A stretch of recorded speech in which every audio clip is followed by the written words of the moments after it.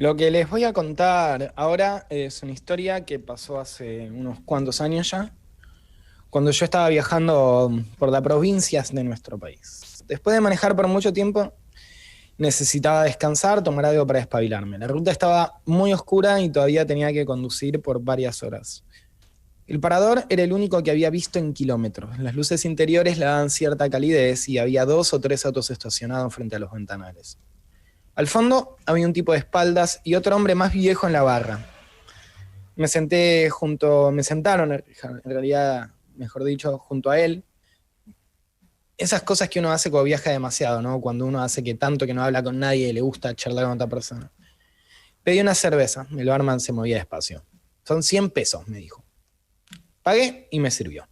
Hacía horas que soñaba con mi cerveza. Amo la cerveza y esta la verdad es que era bastante buena. El viejo me miraba el fondo de su vaso o cualquier otra cosa que pueda verse el vidrio.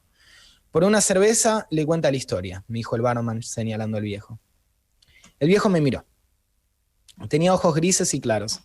Quizás tenía algún principio de cataratas o algo por el estilo. Se notaba que no veía para nada bien. Pensé que empezaría a contar algo de la historia, pero seguía quieto y callado. Dale, dijo el barman y me guiñó el ojo. Solo es una cerveza para el abuelo.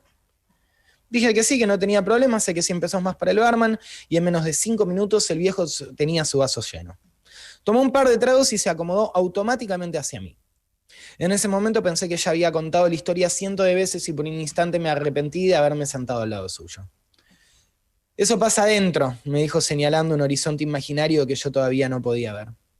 El viejo empezó a contar su historia. Adentro, bien en el campo. Había un pueblo ahí, un pueblo minero. Era un pueblo chico. La mina recién empezaba a funcionar. Los mineros eran jóvenes. Se habían mudado con sus esposas y en pocos años empezaron a ver muchos chicos. ¿Se entiende? Le respondí que sí, busqué con la mirada al barman, pero evidentemente ya conocía la historia y se distraía acomodando las botellas de la barra. Entonces el viejo anciano siguió contando. Estos chicos estaban todo el día en la calle, corriendo de una casa a otra, jugando.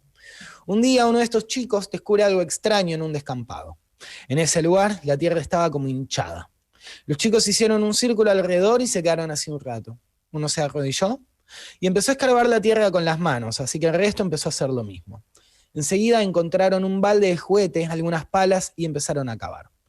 A lo largo de la tarde fueron sumándose otros chicos y al día siguiente volvieron más preparados. Traían baldes, cucharones de cocina, palas de macetas, cosas que seguramente le habían pedido a los padres. El agujero de repente pasó a ser un pozo. Entraban 5 o 6 personas, ¿me entiende? Le volví a responder que sí y aproveché la interrupción para pedirle al mozo más cerveza. También le pedí otra para el viejo. Él la aceptó.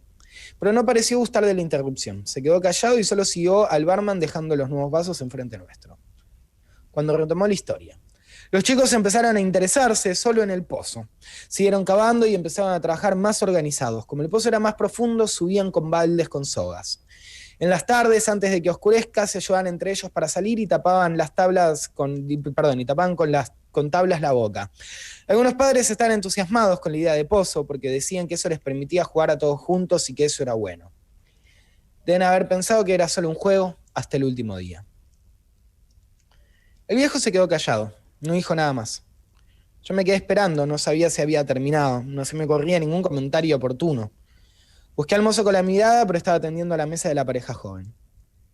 Abrí la billetera, saqué otros 100 pesos y los puse entre los dos.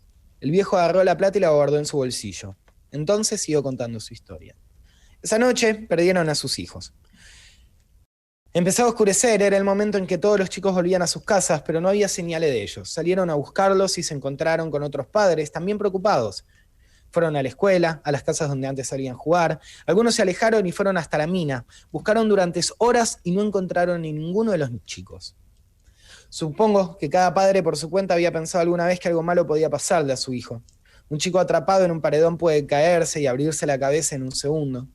Puede ahogarse en un tanque jugando con otro chico, puede pasar cualquier cosa y morirse ahí nomás. Pero, ¿cómo podía ser que se borraran todos los chicos de la tierra? Pensando que podían encontrar alguna pista, fueron hasta el pozo y levantaron las tablas. Se miraron confundidos entre sí, sin saber lo que pasaba.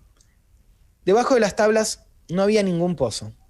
Había un montículo de esos que quedaba en la tierra cuando se la remueve o cuando se entierran los muertos. Podría pensarse que el pozo se había derrumbado o que los chicos lo habían vuelto a tapar, pero la tierra que habían sacado seguía ahí, al lado del pozo. Los padres fueron por palas y empezaron a cavar. Una madre gritaba desesperada: «Paren, por favor, despacio, van a darles con las palas en la cabeza». Siguieron cavando, hasta darse cuenta que debajo de la tierra no había más que tierra. Dicen que una noche una mujer escuchó ruidos en la casa. Venían del suelo, como si una rata o un topo estuviese escarbando el piso. El marido le encontró corriendo los muebles, levantando las alfombras, gritando el nombre de su hijo mientras golpeaba el piso con los puños. Después de ese hecho, otros padres empezaron a escuchar los mismos ruidos.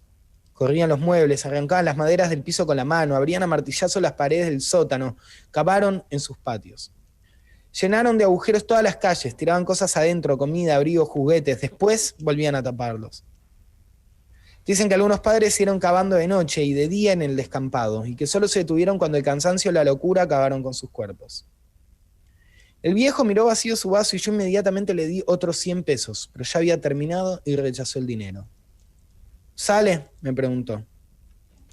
Sentí que era la primera vez que me hablaba a mí, como si toda la historia no hubiese sido más que eso, una historia paga. Dije que sí, saludé al mozo y salimos. Le pregunté si podía alcanzarlo de algún lugar, me dijo que no. Le ofrecí un cigarrillo y lo aceptó. Busqué en mi abrigo el encendedor, el fuego le iluminó las manos, eran oscuras, gruesas y rígidas. Sus uñas parecían las de un ser prehistórico. ¿Vive acá?, le pregunté. Trabajo, me dijo. ¿Qué hace? El viejo de unos segundos miró el campo y dijo: somos mineros. Me quedé viendo unos minutos cómo se alejaba. Solo cuando su figura se perdió del todo en la noche, volví a mi auto y me alejé a toda velocidad. ¡Chan! Este cuento se llama Bajo Tierra y es de la autora argentina Samantha Schweblin. Muy bonito cuento, muy... no sé cómo explicarlo. Creo que cuando las cosas son hermosas y ya, son difíciles buscarle un porqué o una explicación. Es muy bonita la idea de poder... A ver, el otro día hablábamos de que el mejor stand-up hoy en día no necesariamente es el que más te hace reír, sino como el que más te entretiene. Y a la hora de entretenerte, un stand-up no necesariamente tiene que hacer que te cagues a risa, que tires carcajadas todo el tiempo, sino simplemente tal vez, damos el ejemplo de Nanette, por ejemplo, o Inside de Bo Burnham, que no es algo que te haga reír todo el tiempo, pero que te hace prestar atención, que te engancha. Siguiendo esa, digamos, lógica, ¿el mejor cuento de terror o la mejor historia de terror es la que te asusta? ¿O es la que te hace quedarte escuchando y leyendo o lo que sea hasta el último punto? Porque en este cuento pasa algo que es como, me parece bastante evidente, ¿no? Que cuando empieza a contar una historia de unos niños que se juntan a armar un pozo y de repente dices, eso no va a salir bien. Eso no va a terminar bien en ningún universo, es imposible. Y sin embargo seguís leyendo y cuando te enterás como que los nenes no están más, no es que haces ¡oh!, como tal vez otros cuentos que hemos contado en esta sección, pero sí te quedás escuchando y es como, ¿qué pasará? Hay algo en el nivel descriptivo de Samantha Schweblin que se vuelve súper mega interesante, se vuelve atrapante, creo que es la palabra. Esta escritora obviamente se dedica al género de terror y fantástico y sobre la interpretación de los textos dice algo súper interesante. Las interpretaciones quedan abiertas, eso no está mal, es parte del juego y el potencial de la literatura. Pero lo que sí hay que cuidar es la intención, la emoción verdadera y la dirección final del cuento. Y me parece que Samantha Schweblin lo hace perfecto todo eso. ¿Qué pasa? ¿Por qué los nenes están? No importa, lo que importa es que vos te quedes atrapado y te quedes pensando en el universo onírico que nos es presentado. Esto es algo que en esta historia se cumple siempre, con el personaje de un viejo misterioso que por momentos hasta es cómico porque funciona como una máquina a la que le dan plata y cuenta su historia en un pueblo que parece normal, pero no lo es. Son muchos los elementos que se juntan en el relato para armar un escenario tenso, crudo, etc.